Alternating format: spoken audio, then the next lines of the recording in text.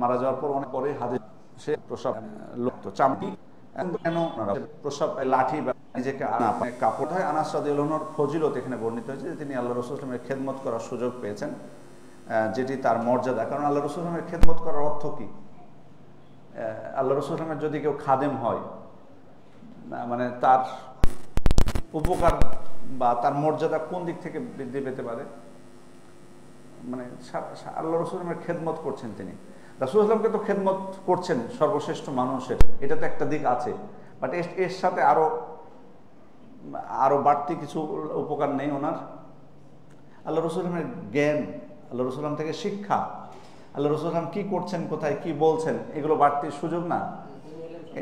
জি জি জি। এই জন্যই কিন্তু মানে আল্লাহ রাসূল সাল্লাল্লাহু আলাইহি ওয়াসাল্লাম যখন মদিনায় আসলেন, তো আনাস রাদিয়াল্লাহু আনহুকে নিয়ে গেছিলেন ওনার মা আল্লাহ রাসূল সাল্লাল্লাহু আলাইহি ওয়াসাল্লামের কাছে, যে বলেছিলেন যে আল্লাহ রাসূল আপনি মদিনায় আসার পর আপনাকে অনেকজন অনেক হাদিয়া দিয়েছে, কেউ এটা দিয়েছে, কেউ ওটা দিয়েছে, কেউ এটা দিয়েছে। তো আল্লাহ রাসূল, আমার অর্থনৈতিক অবস্থা মোটেই সচ্ছল না, কিন্তু আমি এই যে ছোট্ট আনাসকে আমি আপনার কাছে রেখে যাচ্ছি, এই আনাস আপনার খেদমত করবে, আমার কিচ্ছু নেই, আমার এই ছেলেটাকে আপনাকে দিয়ে গেলাম আমি।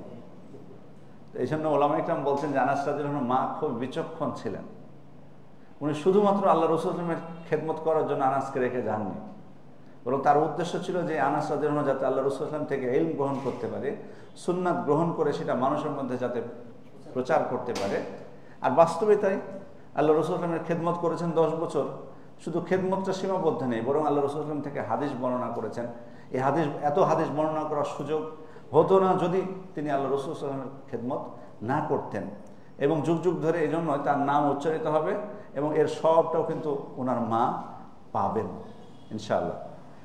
সে আনাস রাদিয়াল্লাহু আনহু তার মর্যাদা। তৃতীয়ত বিষয় হচ্ছে মানে ইস্তিনজার ক্ষেত্রে শুধুমাত্র পানি ব্যবহার করা যথেষ্ট। এই হাদিস থেকে স্পষ্ট বোঝা যাচ্ছে। উনি কি বলেন? ফায়াস্তানজি বিল মা, তিনি পানি দ্বারা শুধু ইস্তিনজা করেছেন। সে কারণে মানে এখানে প্রমাণিত হয়নি যে তিনি তার আগে কোনো পাথর ব্যবহার করেছেন বা অন্য কোনো ঢিলা কুলুপ কিছু ব্যবহার করেছেন, এটা প্রমাণিত হয় না। এই জন্য যারা অনেক ওলামায়ে কেরাম অপছন্দ করেছেন শুধু পানি দিয়ে ইস্তিনজা করাকে, সাহাবীদের মধ্যে অনেকে এমন ছিলেন, যেমন ইবনে উমর রাদিয়াল্লাহু আনহু, হুযায়ফা রাদিয়াল্লাহু আনহু, ইবনে জুবাইর, ইমাম মালিকও এটাকে অপছন্দ করেছেন শুধু পানি দ্বারা মানে ইস্তিনজা করাকে। এবং কেউ কেউ মানে এতটুকু বলেছেন যে আল্লাহ রাসূল সাল্লাল্লাহু আলাইহি ওয়াসাল্লাম শুধুমাত্র পানি দিয়ে উনি ইস্তিনজা করেননি, এমন কথা বলেছেন। কিন্তু এই হাদিসে স্পষ্ট আনাস রাদিয়াল্লাহু আনহু বাক্য যে আল্লাহ রাসূল সাল্লাল্লাহু আলাইহি ওয়াসাল্লাম পানি দিয়ে ইস্তিনজা করেছেন।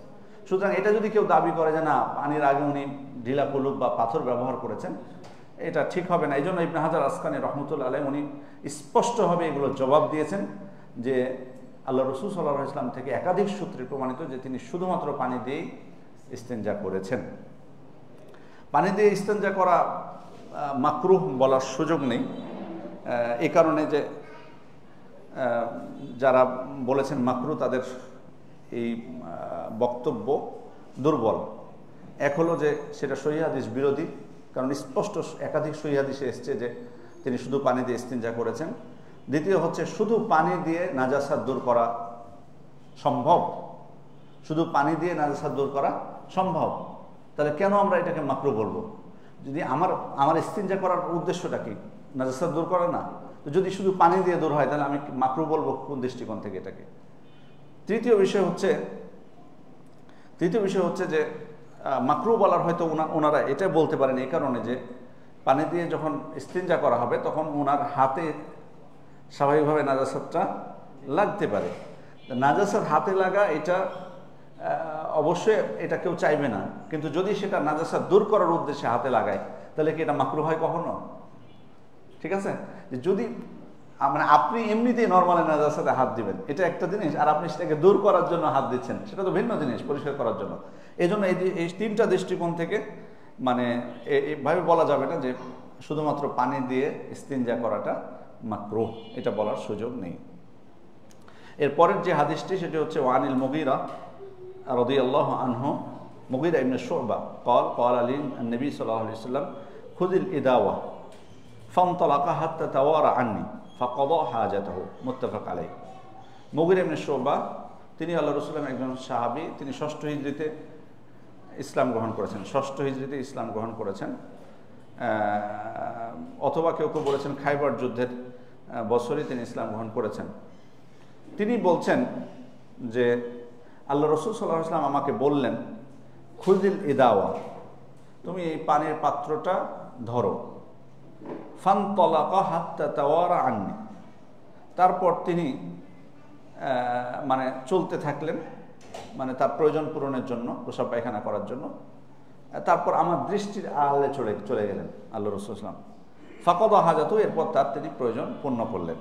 এই হাদিসটি ইমাম বুখারী এবং মুসলিম বর্ণনা করেছেন।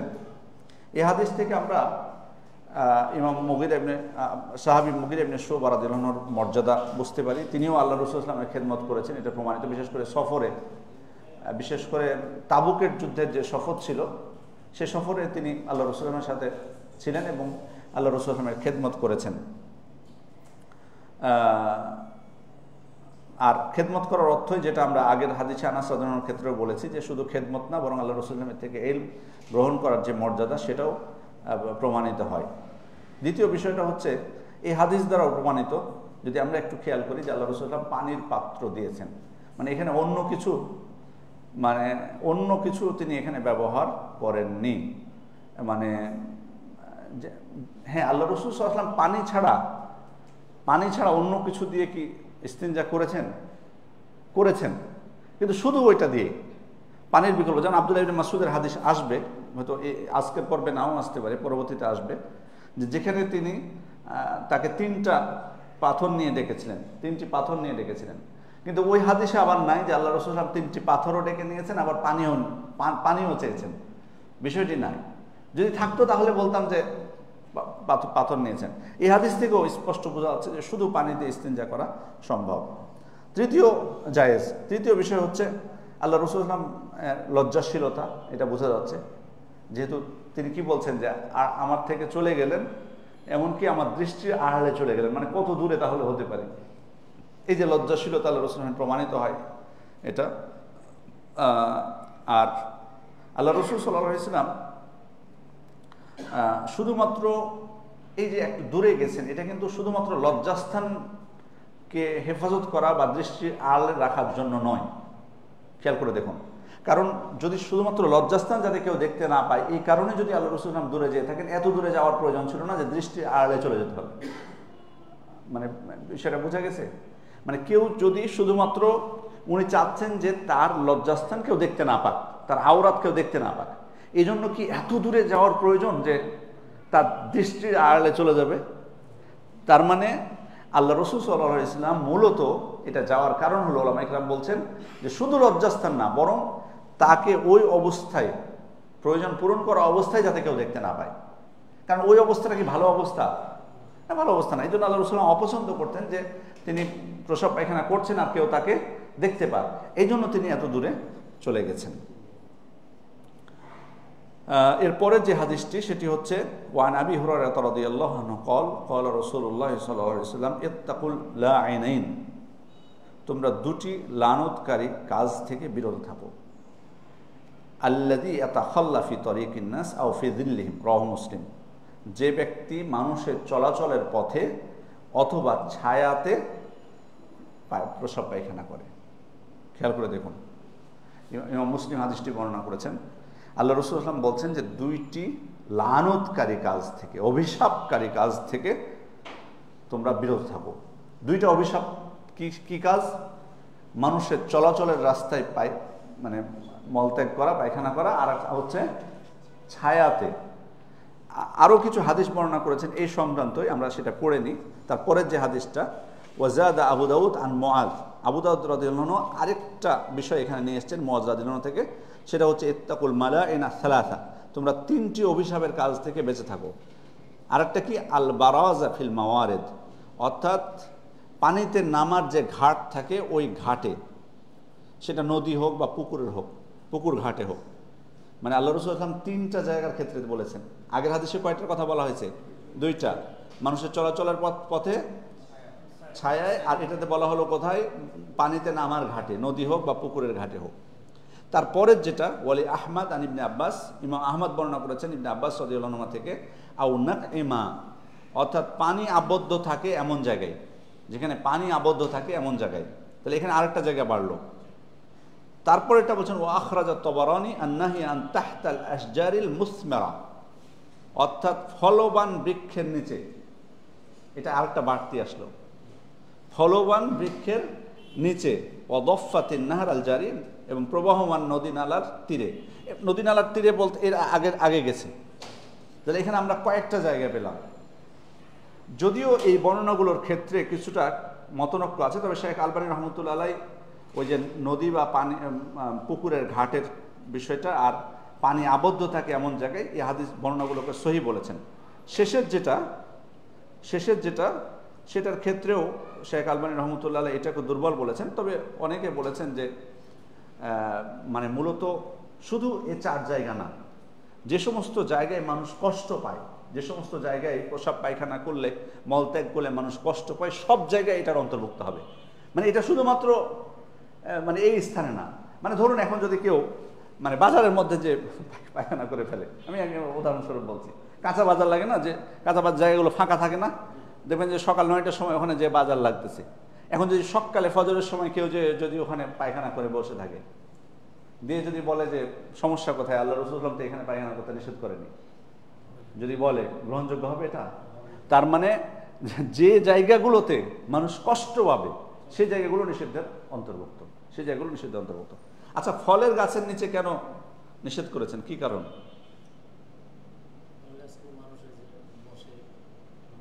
ফলের গাছের নিচে বসে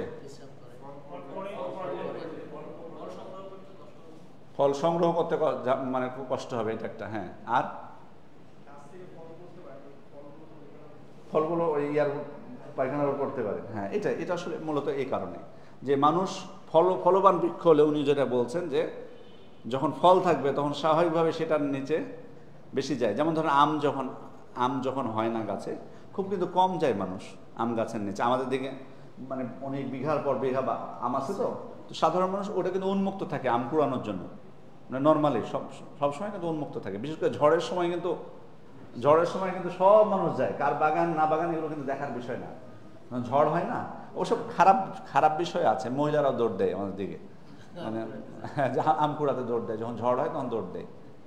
আসলে কিন্তু ফলের গাছের ক্ষেত্রে কিন্তু ছাড় আছে, কারো ক্ষুধা লাগলে কিন্তু খাওয়া জায়েজ আছে, তাই বলে চুরি করা জায়েজ নেই। কারণ আসলে এই ফতোয়া দিতেও ভয় লাগে। মানে এখন আমাদের দেশে এই ফতোয়া দেওয়া যে অন্য কারো গাছ থেকে ফল খাওয়া যাবে কিনা, এটা হাদিসে যেটা বর্ণিত আছে এটা বলতেই ভয় লাগে। কারণ এই হাদিস যদি বলেন তাহলে চোরদের সব মানে গোটা গাছের ফল চুরি করা জায়েজ করে নেবে, সব খেয়ে ফেলবে, বলে আমার প্রয়োজন, মুশকিল। জি। তো যাই হোক, তো যে কথা বলছিলাম, ফল গাছের নিচে মানুষ যখন ফল থাকে তখন স্বাভাবিকভাবে যাতায়াত করে সেখানে, এটা তারা কষ্ট পাবে, অথবা আমার ওই ফলটা একবারে পড়বে ওই জিনিসের উপর, তখন ওই ফলটা নিতে আগ্রহী হবে কেউ, খেতে আপনার রুচি হবে তখন। এই জন্য বিশেষভাবে ফল গাছের নিচে আল্লাহ রাসূল সাল্লাল্লাহু আলাইহি ওয়াসাল্লাম নিষেধ করেছেন। এই হাদিস থেকে অনেক ওলামা ইকরাম বলছেন যে মানে কেউ কষ্ট দিলে তার উপর অভিশাপ দেওয়া, তাকে অভিশাপ দেওয়া জায়েজ প্রমাণিত হয়। বেশি কষ্ট দিলে অভিশাপ দেওয়াটা থেকে বিরত থাকাটাই ভালো। কাউকে লানত করা, অভিশাপ থেকে বিরত থাকাটাই ভালো, একান্তই যদি। কিন্তু কেউ দিয়ে ফেললে এটাকে মানে কাউকে কষ্ট দেওয়ার কারণে কেউ যদি দিয়ে ফেলে কিছু করার নেই। এজন্য এই অভিশাপের কাজ আমরা যাতে না করি। মানুষ কিন্তু আসলে এই জিনিসটাকে আমরা কিন্তু গুরুত্ব দিই না, এই যে মানুষকে কষ্ট দেওয়া। আমি গাজীপুরে এসে প্রথম এই জিনিসটা দেখেছি, প্রায় প্রতিটা বাড়ির সামনে একটা করে স্পিড ব্রেকার। এটা কি সরকার দিয়েছে? মেন রাস্তাতে কিন্তু সরকার দেয়, মানে হয়তো বা কোথাও কলেজ আছে বা কোথাও স্কুল আছে অথবা হসপিটাল আছে যেখানে মানুষের যাতায়াত বেশি, সেখানে হয়তো স্পিড ব্রেকার দিয়েছে যাতে সেখানে দ্রুত গাড়ি না চালায়। আর এখানে খেয়াল করলাম, মানে আপনি ধরেন 1 কিলোমিটার যদি যান, 1 কিলোমিটারের মধ্যে কমপক্ষে 7 জায়গায় 6 জায়গায় আপনি স্পিড ব্রেকার পাবেন। কেমন লাগবে আপনার যাতায়াতে? এগুলো তো অনুমোদিত না। তো এখানে কিছু আছে এত কষ্টদায়ক, মানে অপারেশনের রোগী বা কেউ যদি মানে প্রেগনেন্ট থাকে, বিশেষ করে নারীরা, এদের জন্য তো আসলে ঝুঁকি অনেক। তো আপনার তো মানুষকে তো কষ্ট দেওয়া ঠিক না। হ্যাঁ, রিক্সাওয়ালারা বা যারা অটো চালায় তারা বাড়াবাড়ি করে, চালানোর ক্ষেত্রে জোরে করে, কিন্তু তাই বলে আপনি স্পিড ব্রেকার দিতে পারবেন? এটা তো রাষ্ট্রেরও আইন বিরোধী, মানুষকেও কষ্ট দিচ্ছেন। স্বাভাবিক যাতায়াতের পথে আপনি কেন দিবেন? মানে আপনি হয়তো বলবেন আমার বাচ্চারা অনিরাপদ, আমার বাচ্চারা বাড়ি থেকে বের হয় তাই। তা আপনি আপনার বাচ্চা তো অন্য জায়গায় বের হয়ে অ্যাক্সিডেন্ট করতে পারে না? সেজন্য কি সীমা লঙ্ঘন করা উচিত আমাদের? আমরা সতর্ক থাকবো, এই জন্য স্পিড ব্রেকার দেয়। আবার অনেকে আছে বালি নিয়ে আসলো বাড়ির কাজ করবে তাই, এসে রাস্তায় একবারে দিল ঢেলে, তারপরে ওনার আর খোঁজ খবর নাই। ওখান দিয়ে যে জ্যাম সৃষ্টি হচ্ছে এই হচ্ছে কোনো দেখার বিষয় না। রাস্তার বিষয়টাতে কিন্তু আল্লাহ রাসূল সাল্লাল্লাহু আলাইহি ওয়াসাল্লাম খুব সতর্ক অবলম্বন করেছেন, রাস্তায় বসার ক্ষেত্রেও সতর্কতা অবলম্বন করেছেন, মানুষকে কষ্ট দেওয়ার ক্ষেত্রেও। তো এইগুলো বিষয় অনেক সময় কিন্তু মানুষের অভিশাপের কারণ হতে পারে। মানুষ কিন্তু আপনার জন্য কি ভালো দোয়া করবে? তো মানুষের অভিশাপ কেন আমি নিতে যাবো? এই জন্য সবাই আমরা চেষ্টা করব আমাদের বাড়ির সামনেটা যে যেখানে আছি ওই রাস্তাতে যাতে মানুষ কষ্ট না পায়।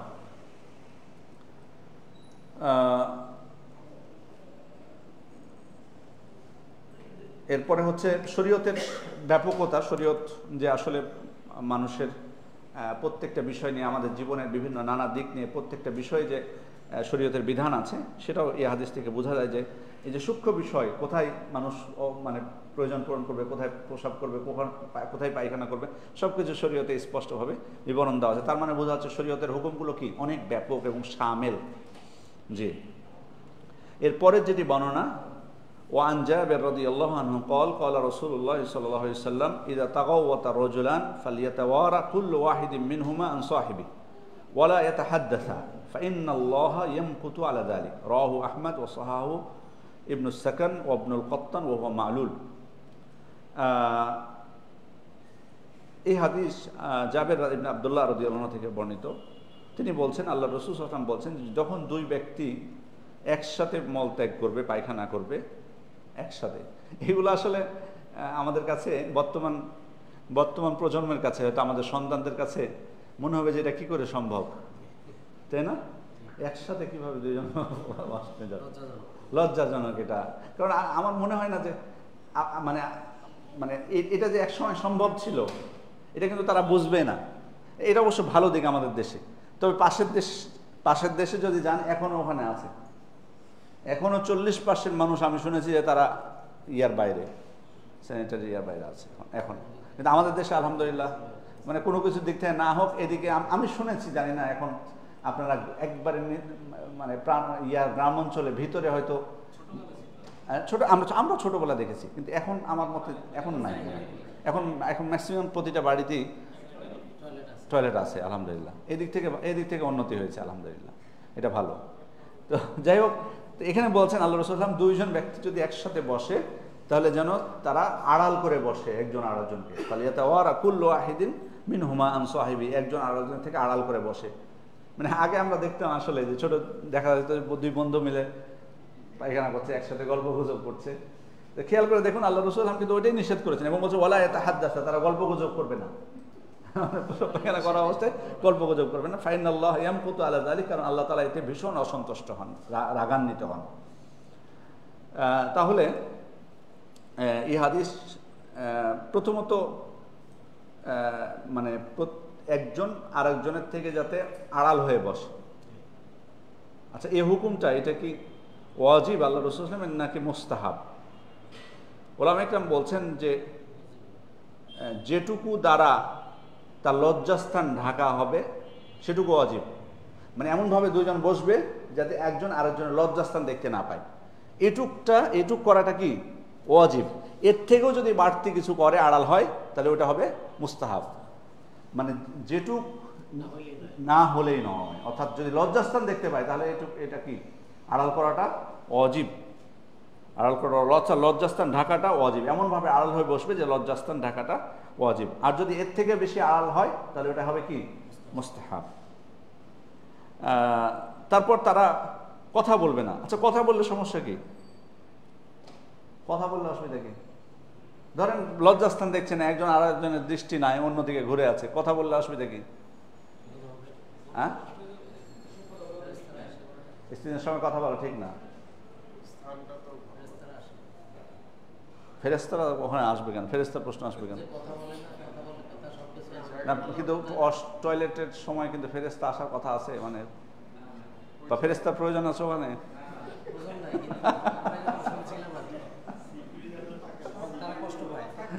না ওটা সালাতের ক্ষেত্রে ওই যে পেঁয়াজ রসুন খেয়ে গেলেন নাকি ওটার কথা বলছেন আপনি?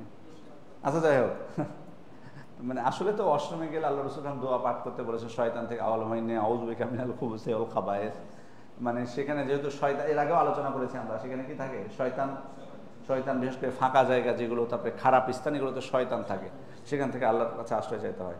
এখানে কথা মানে কথা বলার ক্ষেত্রে শেখ মোহাম্মদ ইবনে সালেহ আল উসাইমিন বলছেন যে যদি কথা বলা শুরু করে তাহলে ওখানে তারা অধিক সময় অবস্থান করবে।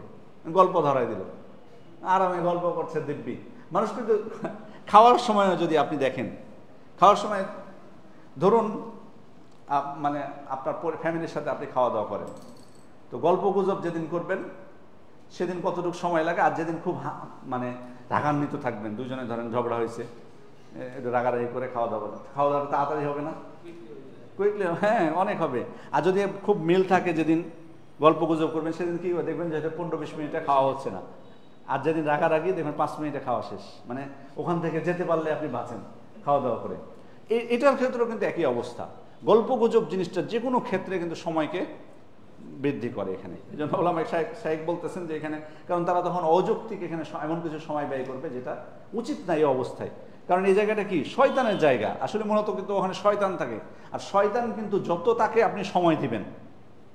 এই জন্য কিন্তু ওখানে আমাদের এক টিচার বলতেন, আমরা যখন ইয়াতে ছিলাম, উনি বলতেন যে আমার বাসায় যাবো, আমার টয়লেটের ঘড়ি রাখা আছে। উনি তাকে বলতেন আমার টয়লেটে ঘড়ি রাখা আছে। আমি জানি না বাস্তব বলতে পারবেন, উনি বলতেন যে আমার টয়লেটে ঘড়ি রাখা আছে। আমি নিজেও ফলো করি, আমি আমার বাসার সবাইকে বলেছি অতিরিক্ত সময় যাতে ওখানে ব্যয় না করে। মানে উনি রেখেছেন এই কারণে যে ধরুন 10 মিনিট পার হয়ে গেলে তার মনে হবে আমি এতক্ষণ থেকে টয়লেটে আসি, সতর্ক হওয়া উচিত। কারণ অনেকে আছে মানুষ অনেকে মানে জানি না, আসলে প্রবলেম থাকতে পারে, কারণ কষ্টকাঠিন্য বা এগুলো বাস্তবতা জিনিস। দেখেন মানুষের মধ্যে, এগুলো হাসির কথা আমি বলছি না, সবাই কি একরকম হবে সেটা কিন্তু না। কারো 5 মিনিটে হয়ে যেতে পারে, কারো কষ্টকাঠিন্য থাকলে, অসুখ থাকলে কিন্তু যারা এই অসুখে ভুগেছেন পাইলস বা তারা কিন্তু জানেন যে আসলে এটা কত কষ্ট করে। এটা আল্লাহ আমাদেরকে হেফাজত করুন। মানুষ আসলে কত দুর্বল, আমরা আসলে অহংকার করি কিসের? এই যে এই প্রসব পায়খানার ব্যাপারটা যদি একটু খেয়াল করেন, আমাদের নিয়ন্ত্রণের বাইরে না। হুট করে একটু কিছু আপনি অতিরিক্ত খাবেন, দেখবেন শুরু হয়ে গেছে। একটু অতিরিক্ত গরম আপনি রোদে লাগলো, আপনার শুরু হয়ে গেছে। বা অতিরিক্ত ঠান্ডার মধ্যে পড়েছেন, আপনার শুরু হয়ে গেছে। তারপরও আমাদের অহংকার কত, মানে এটুকুর ক্ষেত্রে আমরা নিজেদেরকে নিয়ন্ত্রণ করতে পারি না, নিয়ন্ত্রণের বাইরে চলে যায়। সুবহানাল্লাহ। যাই হোক, মোদ্দা কথা হচ্ছে যে এই সমস্ত স্থানগুলোতে আমরা যত দ্রুত সম্ভব সেখান থেকে বের হয়ে আসার চেষ্টা করব। এরপরে যেটি হাদিস, আন আবি কতাদা রাদিয়াল্লাহু আনহু قال قال رسول الله صلى الله عليه وسلم لا يمسكن احدكم ذكره بيمينه وهو يبول ولا يتمسح من الخلاء بيمينه ولا يتنفس في الاناء متفق عليه। এই হাদিসটি ইমাম বুখারী এবং মুসলিম বর্ণনা করেছেন আবু কতাদা রাদিয়াল্লাহু আনহু থেকে। তিনি বলছেন, তোমাদের কেউ প্রস্রাব করার সময় তার মানে পুরুষাঙ্গ যাতে ডান হাত দিয়ে স্পর্শ না করে, পুরুষাঙ্গ যাতে ডান হাত দিয়ে কি করে স্পর্শ না করে প্রস্রাব করার সময়। ওয়ালা ইয়াতামাসসাহ মিনাল খালা বিয়ামিনি, এবং শৌচ কার্য করার সময় ডান হাত দিয়ে যাতে না করে। ওয়ালা ইয়াতানাফাস ফিল ইনা, এবং পাত্রে যাতে নিঃশ্বাস না ছাড়ে। আবার কোনো কোনো হাদিসে ফু দিতে নিষেধ করা হয়েছে খাবারের পাত্রে। প্রথম বিষয় যেটা, সেটা হচ্ছে প্রস্রাব করার সময় ডান হাত দিয়ে প্রসঙ্গ যাতে না ধরা হয়, কারণ ডান হাতটা সবসময় কি, এটা কি সম্মানিত ভালো কাজগুলো ডান হাত দিয়ে করা হয় না, সে কারণে এটা সম্মানের। আর যেহেতু প্রস্রাব করতে গেলে ডান হাত দিয়ে স্পর্শ করলে প্রস্রাব হাতে লেগে যাওয়ার সম্ভাবনা আছে, আর ডান হাত যেহেতু সম্মানিত সে কারণে এটা থেকে বিরত থাকা উচিত। দ্বিতীয় বিষয় হলো যে মানে ইস্তিনজা করা ডান হাত দিয়ে নিষেধ, কারণ একই বিষয়। কারণ যেহেতু আমি নাজাসাতে হাত দিতে হচ্ছে, সে কারণে বাম হাতটাই সেখানে ব্যবহার করা উচিত। তৃতীয় বিষয় হচ্ছে নিঃশ্বাস ছাড়া পাত্রে নিঃশ্বাস ছাড়তে কি সমস্যা কোথায়? হ্যাঁ, সমস্যা কোথায়? বা চা খেলে চায়ে ফু দেওয়া যাবে ঠান্ডা করার জন্য? চা খুব গরম, ধরেন আপনার কাছে 1 কাপ চা দিয়েছে, আপনাকে খাওয়াতে ফু দেওয়া যাবে? নিষেধ। কেন নিষেধ? এগুলো নিঃশ্বাস ছাড়া তারপরে ফু দেওয়া জীবাণু, জীবাণুর বিষয়টাই বলছেন। জি, প্রথম বিষয় হচ্ছে যে ব্যাকটেরিয়া থাকতে পারে, জীবাণু থাকতে পারে, অথবা মুখের অনেক সময় ফু দিতে যে বা নিঃশ্বাস সাথে যে মুখের লালাও অনেক সময় খাবারে পড়ে যেতে পারে। আবার অনেক সময় হতে পারে যে একই পাত্রে খেলে আরেকজন সেটাকে, আপনি যদি ইয়া করেন নিঃশ্বাস, আরেকজন সেটা কী করবে, অরুচি করতে পারেন। আসলে ফু দেওয়ার বিষয়টা নিয়ে কোনো আলেমদের বক্তব্য এসছে, ওনারা বলেছেন যে যদি কেউ নিজ কারো খাস কোনো পাত্র থাকে নিজের, যেটা অন্য কেউ ব্যবহার করবে না, ওটাতে জায়েজ আছে, এটা কেউ বলেছেন। এটা মানে ধরুন এই চায়ের বিষয়টাই বলি, যে আমি কিছুক্ষণ আগে বললাম না যে আপনারা বললেন যে নিষেধ, তো ওনারা বলছেন যে না, চা যদি ওনার ব্যক্তিগত ওটা কাপ এবং উনি শুধু চা খাবেন, এই চা আর কেউ খাবে না, উনি শেষ করে ফেলবেন, তাহলে ফু দিলে কোনো অসুবিধা নেই, এটা কেউ বলেছেন। তবে আসলে সঠিক কথা হলো যে না, এটা শর্ত না যে অন্য কেউ খেলে ফু দিলে ফু দেওয়া নিষেধ, আর আপনি একাই খেলে ফু দেওয়া নিষেধ না। যেহেতু আল্লাহ রসুলের বক্তব্য আমভাবে এসছে এবং বর্তমান চিকিৎসা বিজ্ঞান দ্বারাও এটা প্রমাণিত যে এটার ক্ষতি আছে, সে কারণে ফু দেওয়া থেকে নিষেধ। এই জন্য শেখ মোহাম্মদ ইবনে সালেহ আল উসাইমিন রাহিমাহুল্লাহ উনি নিজেও বলছেন যে যদি এতই মানে তোমার প্রয়োজন হয় যে গরম তুমি খেতে পাচ্ছ না, মানে অপেক্ষা করবেন আপনি, মানে ফু দিয়ে এত তাড়াতাড়ি ঠান্ডা করার কি প্রয়োজন। উনি বলছেন যদি খুব তাড়াহুড়া থাকে তাহলে আরেকটা পাত্রতে ঢেলে আবার আরেকটা পাত্রতে ঢালতে। এই জিনিসটা আমি ছোটকালে দেখেছি আমাদের বাসায়, মানে আপনি যখন একটা পাত্র থেকে আরেকটা পাত্রে চেঞ্জ করেন, জিনিসটা খুব দ্রুত ঠান্ডা হয়। উনি সেটাই পরামর্শ দিয়েছেন যে অন্য কোনো বিকল্প গ্রহণ করতে, কিন্তু যাতে ফু বা নিঃশ্বাস না ছাড়া হয়। এবং এখান থেকে বোঝা যাচ্ছে যে ইসলাম যে জিনিসটা ক্ষতিকর মানুষের জন্য, সেটা আমাদেরকে আল্লাহ রসুল সাল্লাল্লাহু আলাইহি ওয়াসাল্লাম বহু বছর আগে বলে দিয়েছেন, যেটা অনেক সময় এই বিষয়গুলো অনেক সময় চিকিৎসা বিজ্ঞানের দ্বারা প্রমাণিত হয়, কিন্তু এই বিষয়গুলো আল্লাহ রসুল সাল্লাল্লাহু আলাইহি ওয়াসাল্লাম আমাদেরকে আগেই বলে দিয়েছেন। এবং এর সাথে শরীয়তের যে পরিপূর্ণতা, শরীয়ত যে একটি পূর্ণাঙ্গ জীবনের অবস্থা, এটাও স্পষ্টভাবে এই হাদিস থেকে আমরা বুঝতে পারি। এরপরের যে হাদিসটি সেটি হচ্ছে ওয়ান সালমান রাদিয়াল্লাহু আনহু قال لقد نهانا رسول الله صلى الله عليه وسلم أن نستقبل القبلة بغائط أو بول أو أن نستنجي باليمين أو أن نستنجي بأقل من 3 أحجار أو أن نستنجي برجيع أو عظم رواه مسلم। ইমাম মুসলিম বর্ণনা করেছেন হাদিসটি সালমান রাদিয়াল্লাহু আনহু থেকে বর্ণিত, বিশিষ্ট সাহাবী, যিনি আল্লাহ রাসূল সাল্লাল্লাহু আলাইহি ওয়াসাল্লামের সাথে দেখা করেছিলেন মদিনায়, পরবর্তী ইসলাম গ্রহণ করেছিলেন, যাকে আমরা সালমান আল ফারিসি রাদিয়াল্লাহু আনহু নামে চিনি। মূলত এই হাদিসটি তিনি বর্ণনা করেছেন একজন মুশরিকের প্রশ্নের জবাবে।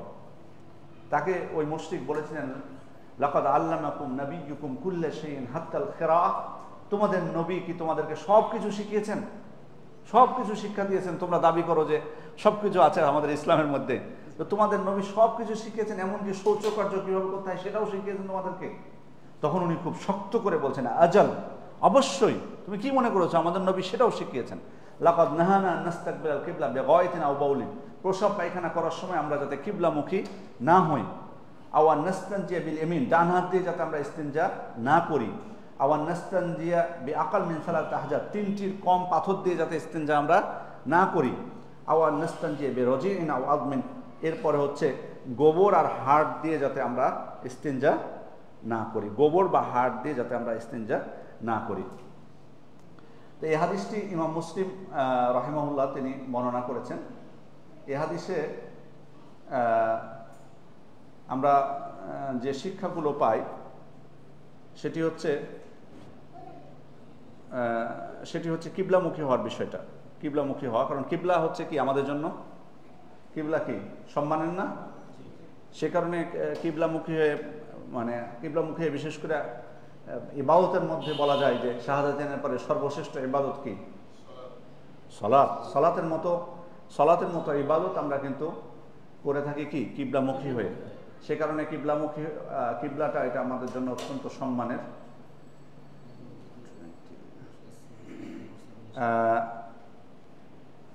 এবং আল্লাহ রাসূল সাল্লাল্লাহু আলাইহি ওয়াসাল্লাম এই হাদিসে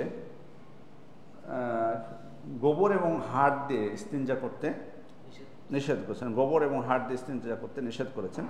কারণ কি এটা নিষেধটা? কারণ কি? মাশাআল্লাহ, জিনের খাবার। জিন কি হাড় খায়? তাহলে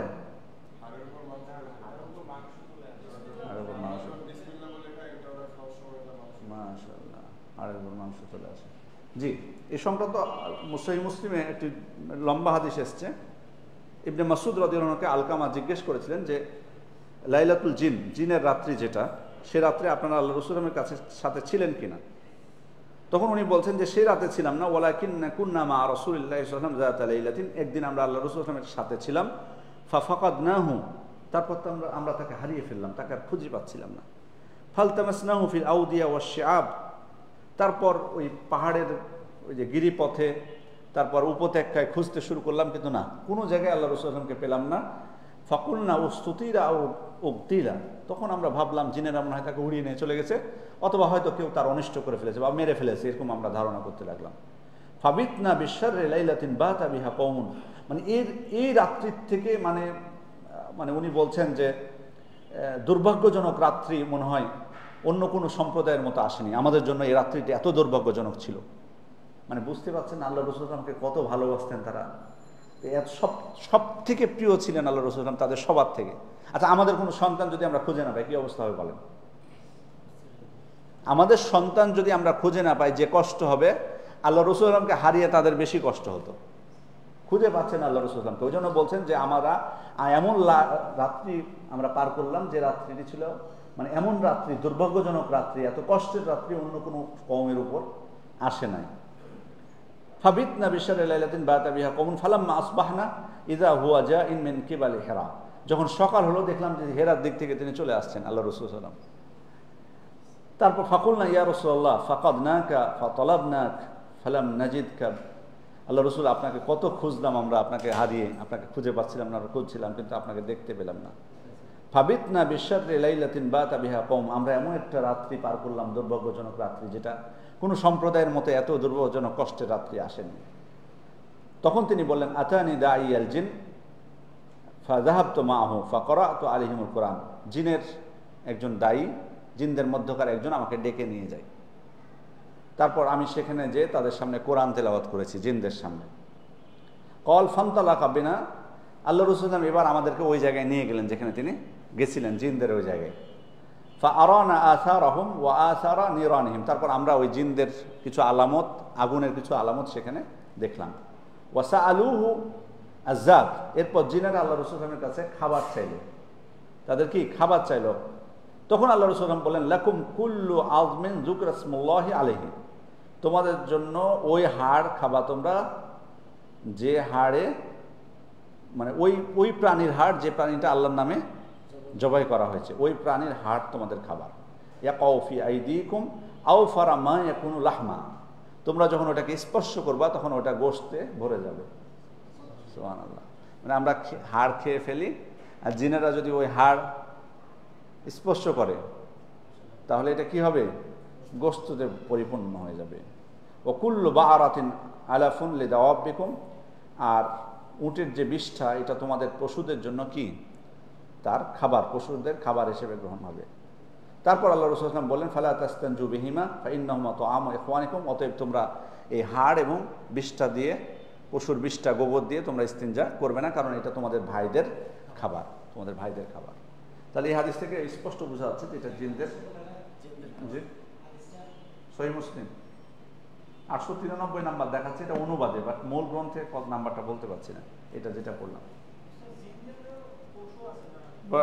পরে উত্তর দিই আমরা ইনশাল্লাহ, নাহলে আমি যদি আপনার উত্তর দিই তখন আর অন্যরা বলবে যে আমাদেরকে সুযোগ দেন না, ওনাকে কেন দেন। পরে বলবো ইনশাল্লাহ, ইনশাল্লাহ শেষে আমরা প্রশ্ন নিব ইনশাল্লাহ।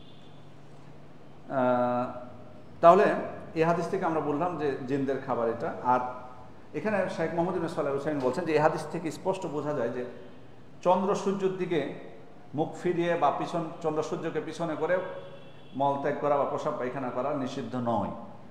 কেন এটা উনি বলছেন? উনি বলছেন এই কারণে যে কিছু কিছু ওলামা ইকরাম বলেছেন যে চন্দ্র সূর্যের দিকে মুখ করে প্রসাব পায়খানা করাটা মাকরুহ। কেন তারা বলেছেন এটা? যে এই আলো যেহেতু এটা আল্লাহর পক্ষ থেকে আলো, আল্লাহর পক্ষ থেকে সূর্য এবং চন্দ্র আমাদেরকে আলো দেয়, সেহেতু এটাকে সম্মান করা উচিত। সূর্য এবং চন্দ্রকে আলো ছাড়া আমরা কিন্তু অচল, বিধায় চন্দ্র এবং সূর্যের দিকে মুখ করে কি করা যাবে না, প্রসাব পায়খানা করা যাবে না। শেখ উসাইমিন সাহেব উত্তর দিচ্ছেন যে এটা এভাবে করে, এই যুক্তিতে, এই কারণ দেখিয়ে কোনো হুকুম সাব্যস্ত করে এটা নাজায়েজ। এটার উপর ভিত্তি করে। মানে শরীয়তের কোনো কথা নেই, আপনি একটা নতুন কারণ নিয়ে চলে আসলেন। শরীয়ত কিছুই বলেনি মানে চন্দ্র সূর্যের ব্যাপারে, তাহলে আপনি এই কথা বলতে পারবেন, বানাতে পারবেন? যেমন যেমন এরকম উদ্ভট কথা কিন্তু অনেকে বলে, জিলহজ মাস শুরু হলে কোনো মুরগি জবাই করা যাবে না। আমাদের দিকে আছে এরকম প্রথা, কিছু কিছু মুরগি জবাই করে না, কবুতর জবাই করা যাবে না, পশু পাখি জবাই করা, জিলহজ মাস শুরু হলে। জিলহজ মাস যখন আসে না প্রথম 10 দিন, তো ওর কোনো মানে সিয়ামের কোনো বালাই নেই, নাই কোনো ইবাদত, কিচ্ছু নেই, ও মানে মুরগি জবাই করা যাবে না এটা। অথচ আছে এটা শরীয়তে, এই ধরনের কোনো নিষেধ আছে? কিচ্ছু নিষেধ নেই, আপনি কুরবানির আগের দিন পর্যন্ত পশু জবাই করতে পারেন, কোনো অসুবিধা নেই। তো কিছু উদ্ভট এই যে এই বর্ণনা উনি বলছেন এটা ঠিক না। দ্বিতীয়ত হচ্ছে যে যদি এ কথাই বলা হয় তাহলে উনি বলছেন যে তাহলে তারকারা কি দোষ করলো? মানে যদি আপনি সূর্য এবং চন্দ্রের কথা বলেন, তারকারা কি দোষ করলো? আর যদি তারকাকে আপনি নিয়ে আসেন তাহলে কোনো দিকে ফিরে আপনি মুখ প্রসাব পায়খানা করতে পারবেন না, কারণ তারকারা আমাদেরকে চতুর্দিক থেকে বেষ্টন করে আছে। এ কারণে উনি একেবারে এই জিনিসটাকে উড়িয়ে দিয়েছেন। তারপরে হচ্ছে এখানে একটা বিষয়, আল্লাহ রাসূল 3টি পাথরের কম পাথর দিয়ে ইস্তিনজা করতে নিষেধ করেছেন। এখানে কি আসলে 3টা পাথর বা ঢেলা হওয়া উদ্দেশ্য, না 3 বার মোছাটা উদ্দেশ্য? এখানে একটা মাসালা আসতে পারে। 3 বার মোছা উদ্দেশ্য, নাকি 3টা পাথর হতে হবে, বা 3টা ঢেলা হতে হবে, বা 3টা টিস্যু হতে হবে, এটা উদ্দেশ্য? এটা হলো 3 বার মোছাটা কি তারা উদ্দেশ্য করেছেন। সেক্ষেত্রে কোনো পাথর যদি বড় হয় বা কোনো ঢেল বড় হয়, যেটা 3 দিক মানে 3 দিকে মুখ আছে, হয়তো একটারই বড় অনেক, তাহলে ওটা 3 বার মোছাটাই আসলে মূল উদ্দেশ্য। 3টা যে আলাদাভাবে পাথর নিতে হবে এটা উদ্দেশ্য নয়। সেক্ষেত্রে টিস্যু বা এই জাতীয় কোনো কিছু দিয়ে একই অবস্থা। আপনি যদি পরিষ্কারভাবে 3 বার যদি সেটা দিয়ে মুছতে পারেন সেটাই যথেষ্ট হবে ইনশাআল্লাহ। আর যদি ধরুন আপনার কাছে পাথর বা ঢিলা আছে 3টা, তো 3টাতে আপনার ধারণা যে হলো না, পরিষ্কার হলো না, মানে এটা হলো আসলে তো বর্তমানে তো এগুলো মনে হয় খুব বেশি প্রয়োজন হয় না, পানির বিকল্প হিসেবে টিস্যুই ব্যবহার করা হয়, তাই না? তো ধরুন টিস্যুর কথাই বলি যে 3 বারের বেশি 3 বারেও আপনি মনে করছেন যে পরিষ্কার হয়নি, তাহলে আর ব্যবহার করা যাবে না? বসে যাবে। বেজোড় সংখ্যা, মাশাআল্লাহ, বেজোড় সংখ্যা মানে 4টাও করা যাবে। তবে আল্লাহ রাসূল সাল্লাল্লাহু আলাইহি ওয়াসাল্লাম কোনো হাদিসে ফালইউতের বলেছেন বেজোড় ব্যবহার করতে, যে কারণে মানে 3টাতে না হলে তখন 5টা ব্যবহার করবেন, 5টাতে না হলে 6টা না করে 7টা করার চেষ্টা করব, 7টা করার। আচ্ছা, এখানে জিনদের খাবার দিয়ে ইস্তিনজা করতে নিষেধ করা হলো, মানুষের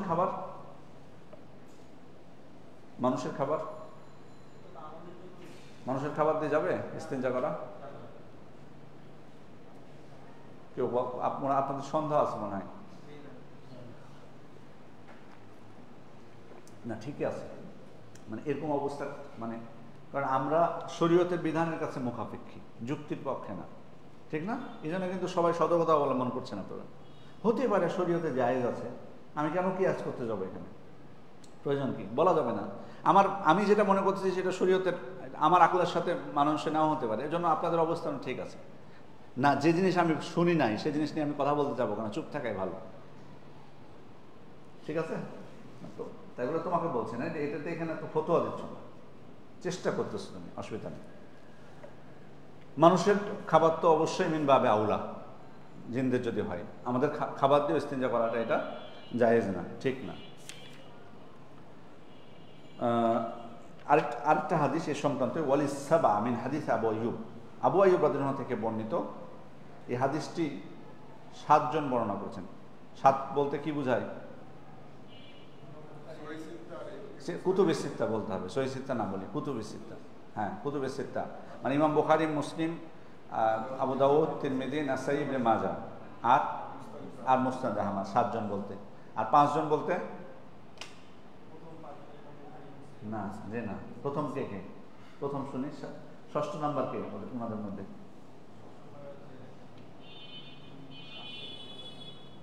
ষষ্ঠ নাম্বার কে? ষষ্ঠ নাম্বার, পঞ্চম নাম্বার বলে 6ষ্ঠ নাম্বার কে? আমরা এর আগে বলছি না 5 জনে? কি বলছি? পঞ্চমে 4 জন, ইমাম আহমদ না? 4 জনের সাথে ইমাম আহমদ 5 জন, চারজনের সাথে ইমাম আহমদের কথা বললেন। আর তিনজন বললে তিনজন আখরাজাহু সালাসা যদি বলা হয়, আখরাজাহু সালাসা বললে কি হবে?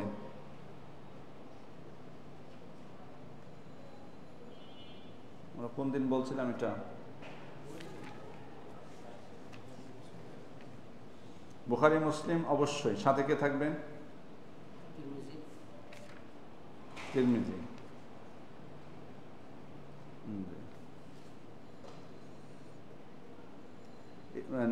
সালাসা আপনার সালাসা বলতে আবু দাউদ, নাসাই এবং তিরমিজি বোঝায়। শুধু যদি তিনজন বলেন। শাইখাইন বললে মুত্তাফাক আলাইহি অথবা রাহু শাইখান বললে ইমাম বুখারী এবং মুসলিম। হ্যাঁ, আর যদি তিন বলা হয় তাহলে আবু দাউদ, নাসাই এবং তিরমিজি। আবু দাউদ, নাসাই, তিরমিজি। আর চার বললে তো বোঝা যাচ্ছে আবু দাউদ, নাসাই, তিরমিজি আর ইবনে মাজাহ। আর পাঁচ বললে চারজন এবং ইমাম আহমদ। এই চারজন আবু দাউদ, নাসাই, তিরমিজি, ইবনে মাজাহ এবং হচ্ছে ইমাম আহমদ। আর ছয় বললে কুতুবে সিত্তা। আর সাত বললে কুতুবে সিত্তার সাথে ইমাম আহমদ। আচ্ছা, আরেকটা হাদিস আবু আইয়ুব আনসারী রাদিয়াল্লাহু আনহু থেকে বর্ণিত। তিনি বলছেন যে তোমরা কিবলামুখী হবে না বা কিবলাকে পিছনে করবে না প্রস্রাব পায়খানার সময়। ওয়ালাকিন শাররিকু আও গাররিবু, তোমরা পশ্চিম দিকে ফিরে অথবা পূর্ব পশ্চিম দিকে ফিরে বসবে। কিবলামুখী, কিবলাকে সামনেও করবে না পিছনে করবে না, পূর্ব পশ্চিম দিকে করবে, পূর্ব অথবা পশ্চিম দিকে। তাহলে কেমন উল্টাপাল্টা হয়ে গেল না?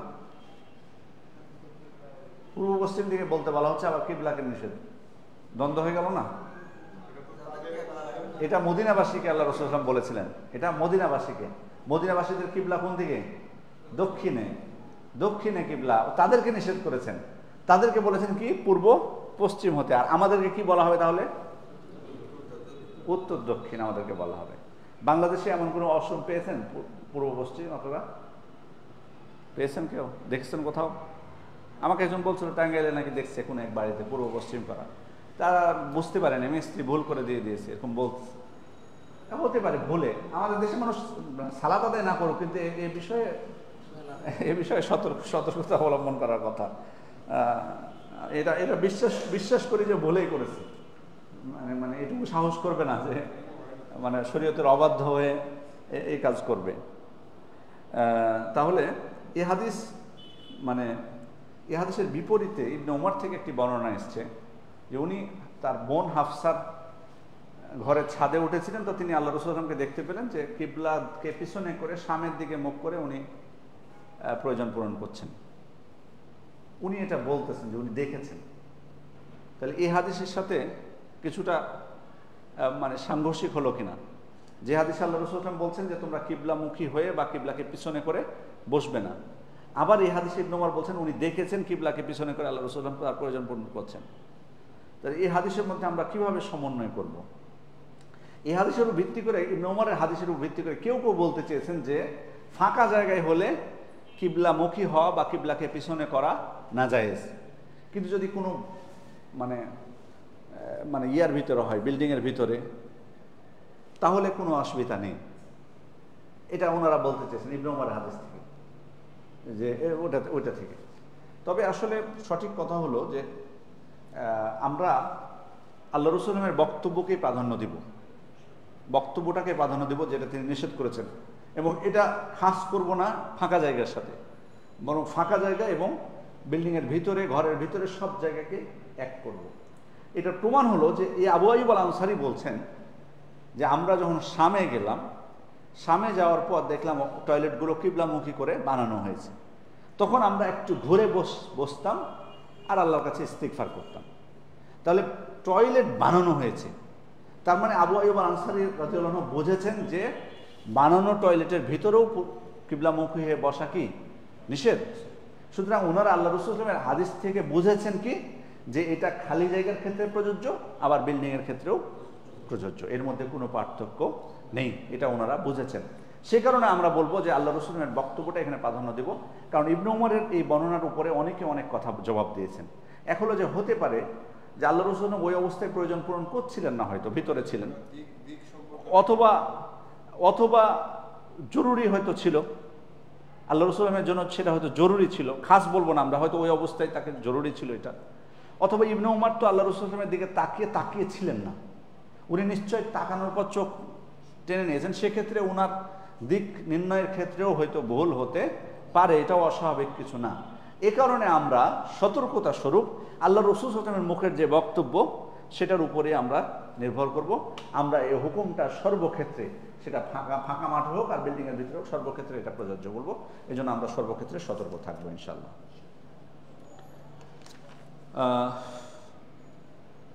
আরো দুইটা হাদিস খুব দ্রুত আমরা পাঠ করে নিই। ওয়ান আয়েশা রাদিয়াল্লাহু আনহা নবী সাল্লাল্লাহু আলাইহি ওয়াসাল্লাম ক্বাল মান আতাল গায়তা ফালিয়াস্তাতির। আয়েশা রাদিয়াল্লাহু আনহা বলছেন, রাসূল সাল্লাল্লাহু আলাইহি ওয়াসাল্লাম বলেছেন, যে ব্যক্তি প্রস্রাব পায়খানা যাবে সেজন্য আড়াল করে নেয়। এই বিষয়ে আলোচনা হয়েছে। আমরা বলেছি যে লজ্জাস্থান যাতে কেউ দেখতে না পায়, এটা অবশ্যই খেয়াল রাখতে হবে। আর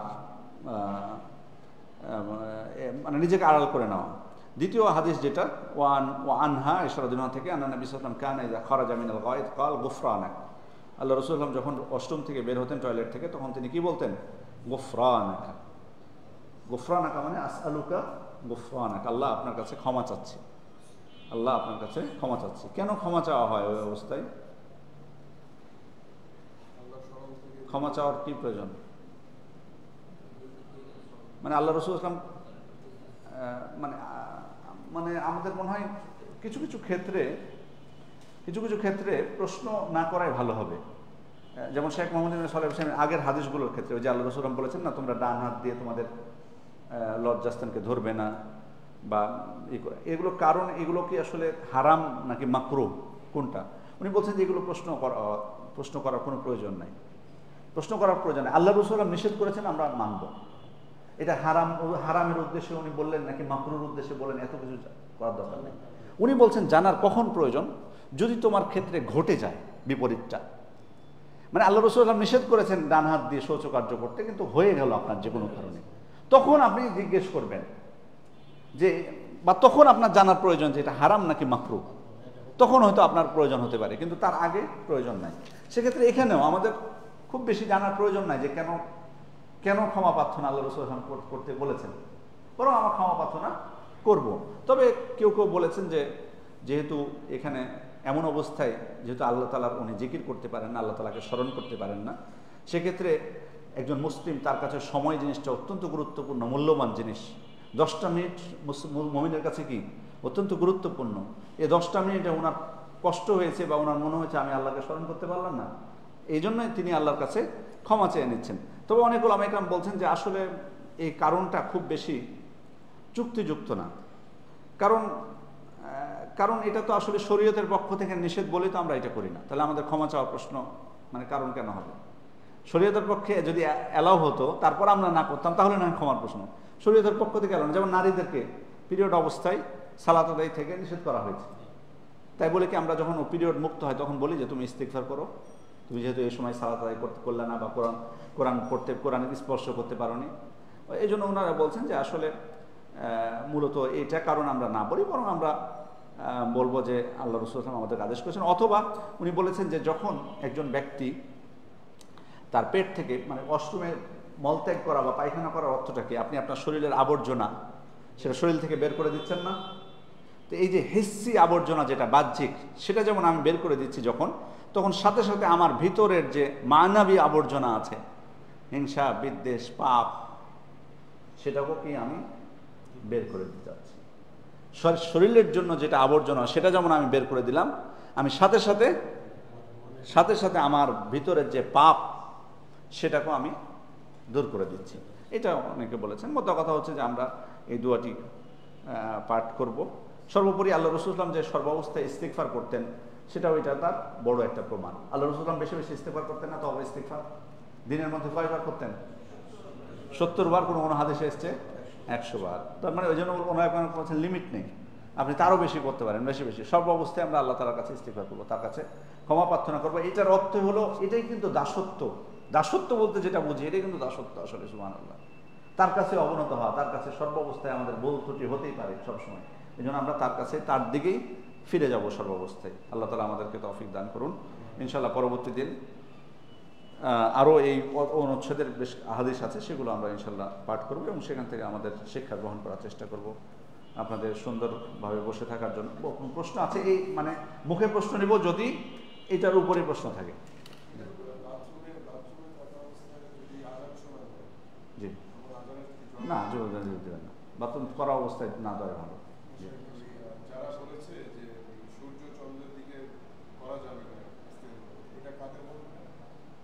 এখানে শায়েখ মানে আমি অন্য কোনো বই পাইনি, শায়েখ মোহাম্মদ ইবনে সালেহ আল উসাইমিনের আলোচনায় আমি পেয়েছি যে উনি বলতেছেন এই কথা। ওনার কথায় শুনেছি যে একদল আলেম একদল মনে করেন উনি এটা বলেছেন, এবং কাদের এটা ওখানে উল্লেখ করেননি শায়েখ। এটা আপনি কি যেন বলছিলেন? হতে পারে, হতে পারে, এটাই বোঝা যাচ্ছে এখানে। এবং তারা তো আসলে নিজেরা বিভিন্ন ধরনের রূপ ধারণ করতে পারে, তারাও তো বিভিন্ন ধরনের রূপ ধারণ করতে পারে। তার মানে বোঝা যাচ্ছে তাদেরও স্পেশাল কিছু পশু আছে, তারা জবাই করে খায় হয়তো মজা করে। হ্যাঁ,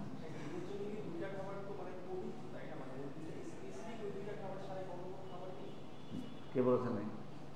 মানে মানে আমরা যেহেতু সাধারণত এগুলো পড়ে থাকে বাইরে এবং মানুষ হয়তো ইস্তিনজা করতে পারে, যেন সতর্কতা স্বরূপ হয়তো বলা হয়েছে। যে ভাতও খেতে পারে, ভাতও খেতে পারে, রুটিও খেতে পারে। হয়তো তুমি হয়তো কোনো রেস্টুরেন্টে খাচ্ছ, হতে পারে তোমার বন্ধুর রূপ সেজে, ওই যে আবু তুরাবের রূপ সেজে জিনে এসে তোমার সাথে খেতে পারে, অস্বাভাবিক কিছু না। বেশি বেশি দোয়া পাঠ করলে ইনশাল্লাহ সমস্যা নেই। আর কিছু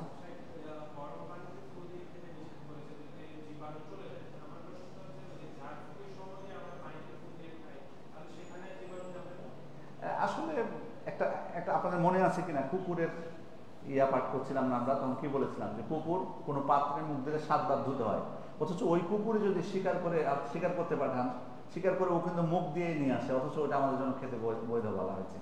শরীয়ত যেটাকে অ্যালাউ করে, আশা করা যায় যে সেটা আমাদের জন্য ক্ষতির কারণ হবে না ইনশাআল্লাহ। জি, আর কোনো প্রশ্ন আছে এই বিষয়ের উপর? ঠিক আছে ইনশাল্লাহ, জাযাকুমুল্লাহ খাইরান। আপনারা সুন্দরভাবে মনোযোগ দিয়ে আলোচনা শোনার জন্য আল্লাহ আমাদের ইলমে, সবার ইলমে বরকত দান করুন। সুবহানাকাল্লাহুম্মা ওয়া বিহামদিকা আশহাদু আল্লা ইলাহা ইল্লা আনতা আস্তাগফিরুকা ওয়া আতুবু ইলাইক। আসসালামু আলাইকুম ওয়া রাহমাতুল্লাহি ওয়া বারাকাতুহু।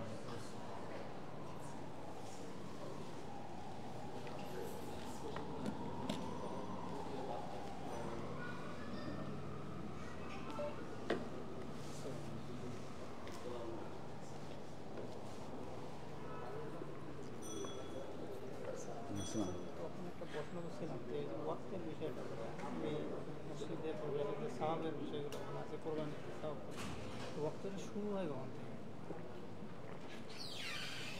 আমি তো এটা জুমার মানে উত্তর দেওয়ার সময় বলছি এটা। তখন তো আপনি বললেন যে 9টার সময় কে প্রবেশ করে। না, আমি বলেছি সূর্যোদয়ের পর থেকে এটা শুরু হবে টাইমটা।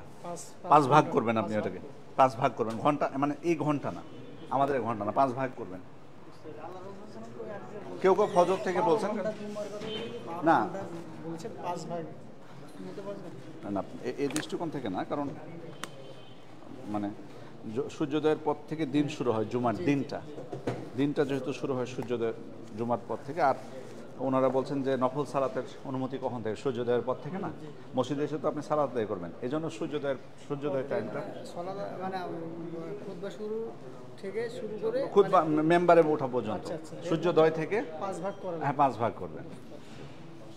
এর মধ্যে যদি কেউ মসজিদে কেউ আসলো না, আপনি আসলেন 10টার সময়, আর ওটা পড়ে গেল তৃতীয় ভাগে, ছাগল তো আপনার ছাগলই থাকবে, আরও সবাই আসলে ছাগল, তাদের উট পাওয়া যাবে না আগে এসে। কি অবস্থা, ভালো? কেমন আছেন? কেমন চলছে আপনার? ঠিক আছে, আসসালাম, ঠিক আছে, আসসালামু আলাইকুম, জাযাকাল্লাহ।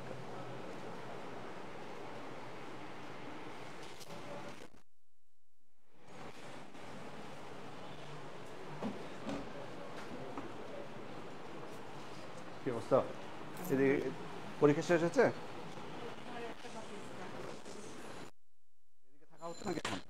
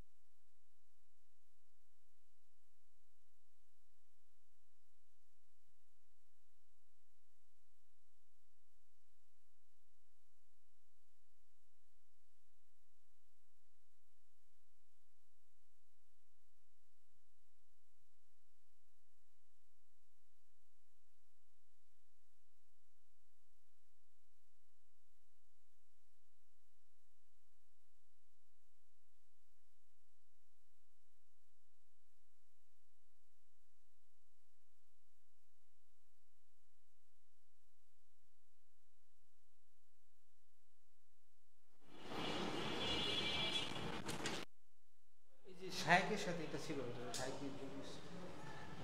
এটা শাইক ও স্পিকার দাম